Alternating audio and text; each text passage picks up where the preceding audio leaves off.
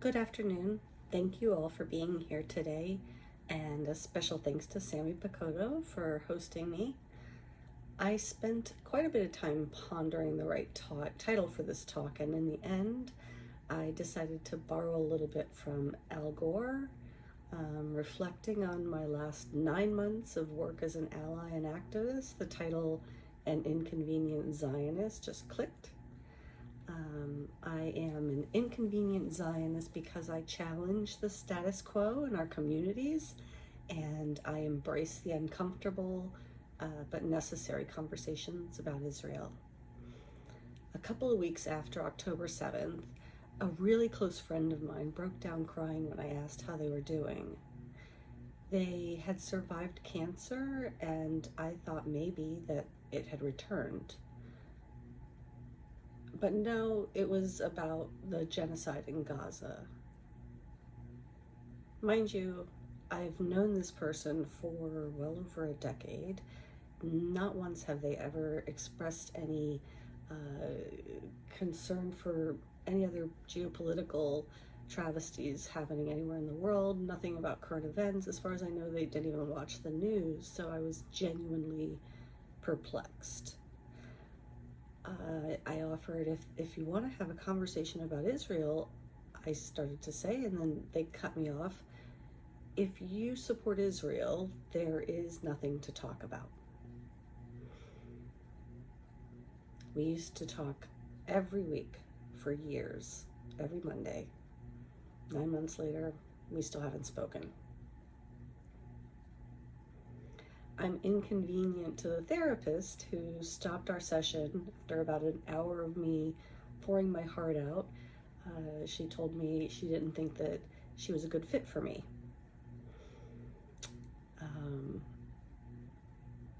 I told her I was mourning the loss of my close friend after October 7th, and I told her a little bit about how I had just returned from Israel and what I saw there.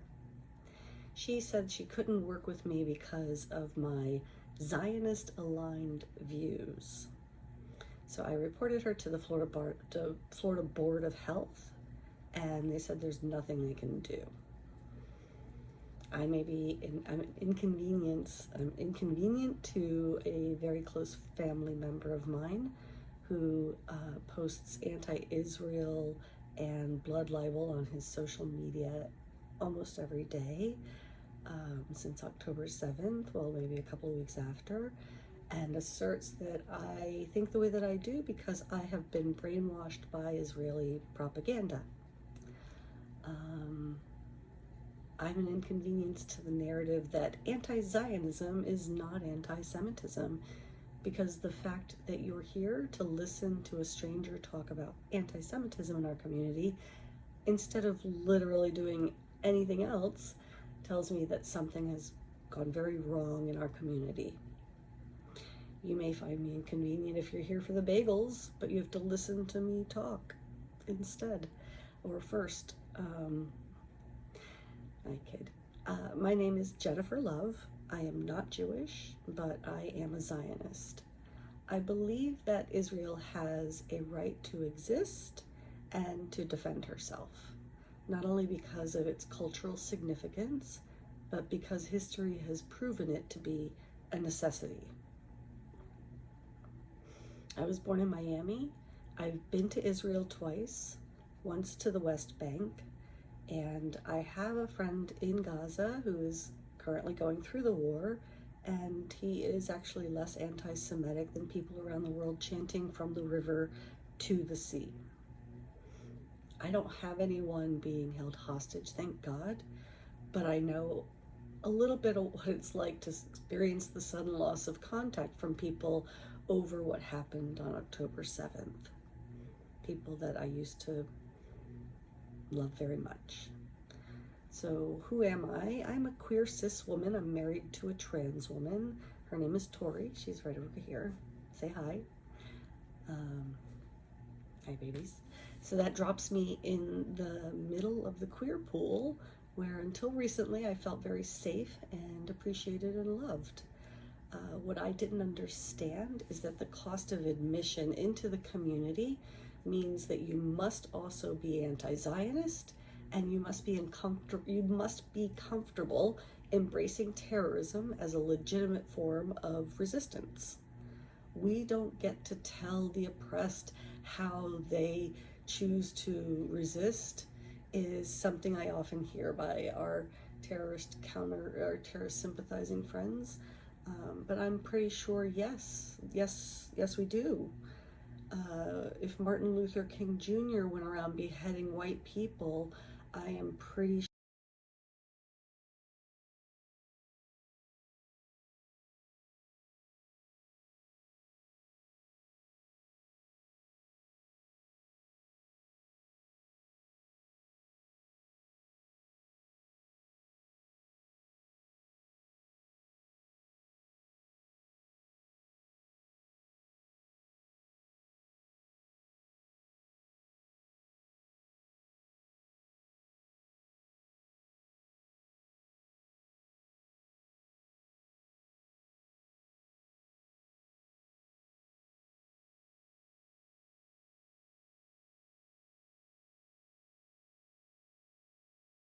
Please.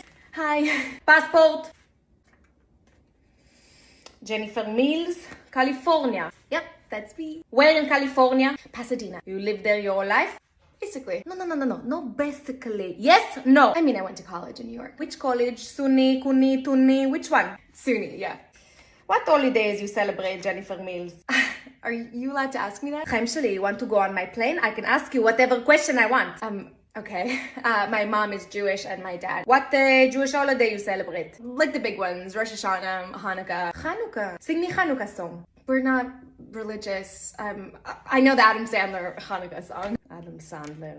Hollywood. Jennifer from Hollywood. I'm from Pasadena. Many Jennifer in Hollywood. Jayla, J-Lo, Aniston. I like Aniston. Yeah. You like Friends? Yeah. Why you say like this? No, I like it. It's just not my favorite. Why, you think Williams and Grace better? Actually, yeah. Bullshlag! Why you travel alone? You don't have any friends to go with you? No, I just always wanted to go there. What you hiding, Jennifer from Hollywood? Nothing! Again, bullshlag! My boyfriend just broke up with me, okay? And I just want to go somewhere new and travel by myself. Why you make breakups? I don't know, he just blindsided me completely. Forget him. You find new guy in Tel Aviv. Thanks. Besides, he listened to way too much Phil Collins. You have problem with Phil Collins? What? No, please step aside to my colleague and empty all your bags. No, next. The details aren't confirmed. I can give you their number. One of the two Stoic women demanded to know, and this is my best Israeli accent, you could buy a ticket to anywhere in the world. Why Israel? Why now? I was a little taken aback, but I said I feel the need to bear witness. And I never thought I would be using that phrase, the turn of phrase, bear witness. It sounded very dramatic to me, but I naturally found myself using it a lot that month, saying it to anyone who asked why I was flying to Israel in the middle of a war. At this point, the war had just started, and I would say I think it's important to bear witness, to stand with those who endured a brutal massacre, to hear their stories, and to amplify their voices. Alone with my thoughts for 14 hours on the flight to Tel Aviv, I felt like I had made a terrible mistake. Flying into an active war zone for what? To prove something? Maybe. I was hemorrhaging friends at the time due to my public support for Israel's existence and for sympathizing with the hostages. I was horrified by what I saw on October 7th, but it was really the world's celebration, justification, and denial of these atrocities that were live streamed, and especially by the queer community. That's really what broke me. And this is why I was compelled to be with the people of Israel as soon as I could in solidarity, to bear witness, to say, I see what is happening here and I stand with you.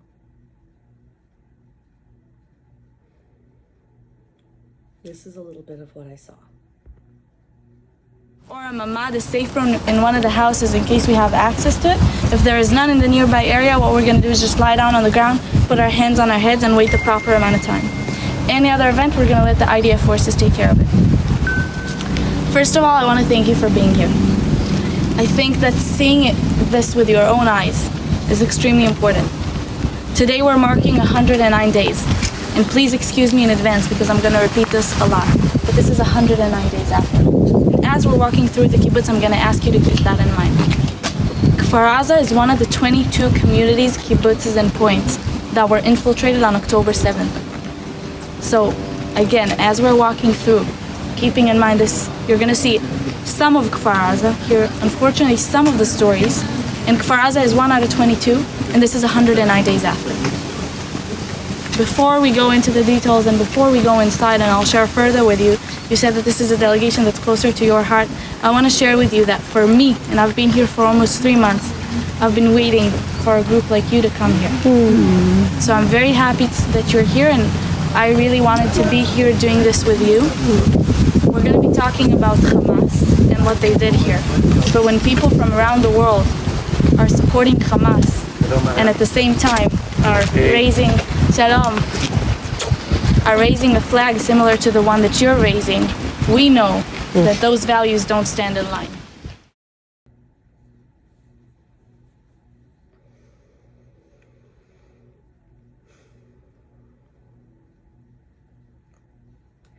The entire country was in shock, trauma, and grieving. Every single stranger I met and who heard why I had come was noticeably moved. Thank you, the woman said next to me on the plane and flying back to Fort Lauderdale after some conversation, and thought, thank you. We thought the whole world was against us. In 1790, George Washington wrote a letter to the Hebrew congregation of Newport, Rhode Island, and this letter holds a special significance for me as well. I think about it often as I think about security and home for everyone. And so he wrote, "May the children of the stock of Abraham who dwell in this land continue to merit and enjoy the goodwill of the other inhabitants, while everyone shall sit in safety under his own vine and fig tree, and there shall be no one to make him afraid." It assured the Jewish community and other religious minorities that their secure place in American society,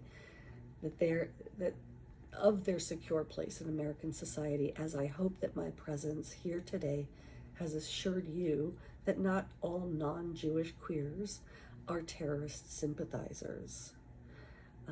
In conclusion, my trips to Israel in 2017 and again this January were deeply transformative experiences. Visiting Kfar Aza and witnessing firsthand the aftermath of such heinous acts of violence at the Nova Music Festival site as well was a stark reminder of the ongoing challenges and threats faced by the people of Israel daily to this day. It's often said that experience is the best teacher, and I find that very true for me as well. My firsthand experiences have shaped my understanding and beliefs in profound ways, and they're the basis of why I'm sharing what I'm sharing with you today. I have seen the reality of life in Israel firsthand, the West Bank, and I've seen through my friend life in Gaza through the war. And I've experienced the resilience and the humanity of the people in all of those places. Having a friend in Gaza who's currently going through the war gives me a unique perspective. This friend, who was admittedly taught to hate Jewish people by UNRWA schools, had his own views transformed by his direct experiences in Israel.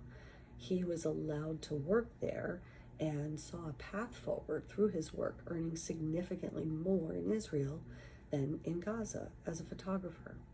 And his father He received medical treatment in Israel as well. So these experiences have shown me that there actually are partners for peace in Gaza when I was cynical that there weren't. Some ordinary civilians who desire a better future.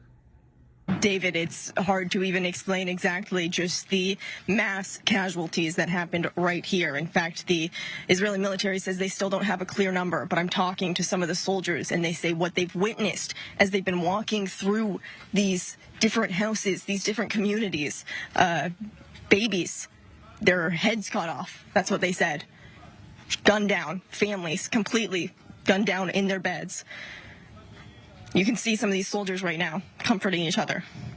Many of them reserves who jumped into action, leaving their own families behind as well, not knowing the sheer horror that they were about to come to. They say they've never experienced anything like this. This is nothing that anyone could have even imagined when you're walking through here. Baby cribs thrown to the side. Doors thrown wide open. Still some Israeli bodies still here because the fighting in this community just ended just recently. So many of these troops are still going house to house, door to door. It's taken them sometimes 30 minutes, 40 minutes because many of these houses are also still have grenades in them, booby traps. In fact, as we're trying to get closer to some of these scenes, we're being told, no, get back from some of these Israeli military because there are still grenades in the area. I want us to keep walking through, continue to kind of see the destruction that's happening on the ground here.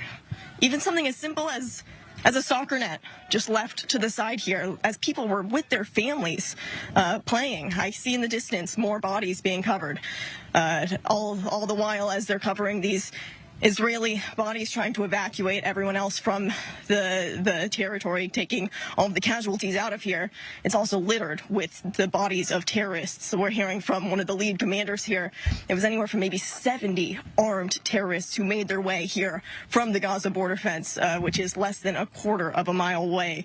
And as I said, the atrocities that they committed, violence with guns, with grenades, with knives, targeting these innocent civilians inside their homes. So for the soldiers here, it's a very, very difficult scene for them as well. As I said, leaving their families behind, but they say they will continue to be here, continue to kill every terrorist who is in the area. You can hear we're very, very close to the Gaza Strip, so we continue to hear artillery firing overhead as well. Even as we were giving this tour, we were told to get on the ground and take cover because you're so close to the Strip right now, you don't even get the red alert. You actually hear the boom before you're even told to get to the ground. So this is the reality, and this is what all of these soldiers, you can see, none of them expecting this, but all of them being here, ready for the fight nonetheless, and proud to fight for their country is what I'm hearing as well. And so that's why they want to show the press, they want to show these very, very difficult images, David, but they want everyone out here because they want to see and show exactly what is happening here on the ground. And they see that he's 20 meters away from his house. And 1 minute passed, 2 minutes passed, 3 minutes passed, and he's not moving. His eldest son goes outside, sees his dead father, takes the gun from him, and goes back inside the mamad to hide. Vered, Ofir's wife, on that day, lost her husband Ofir.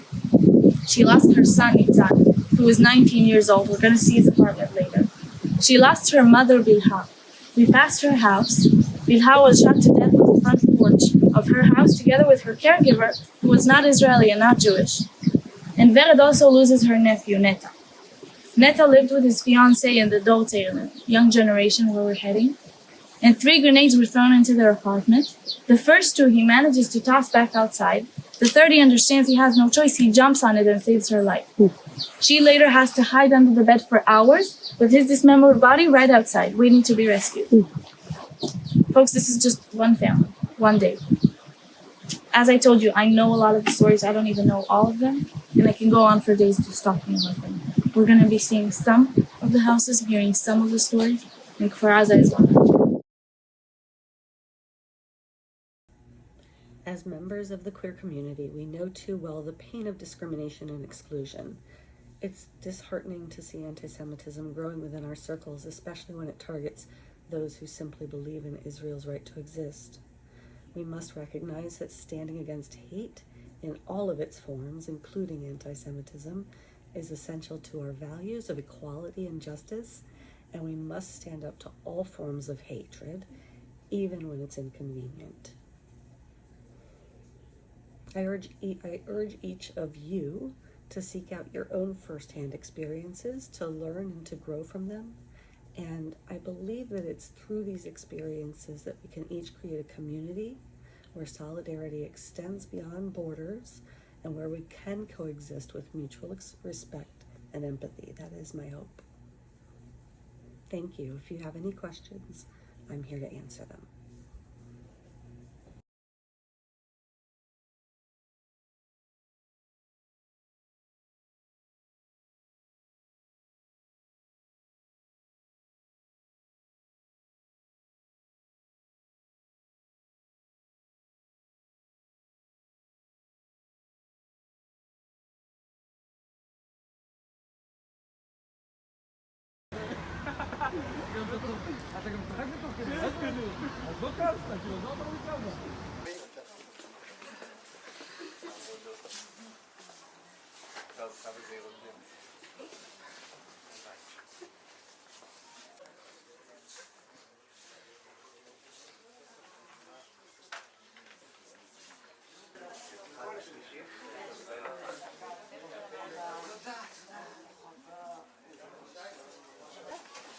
Okay, בסדר גמור, 100%.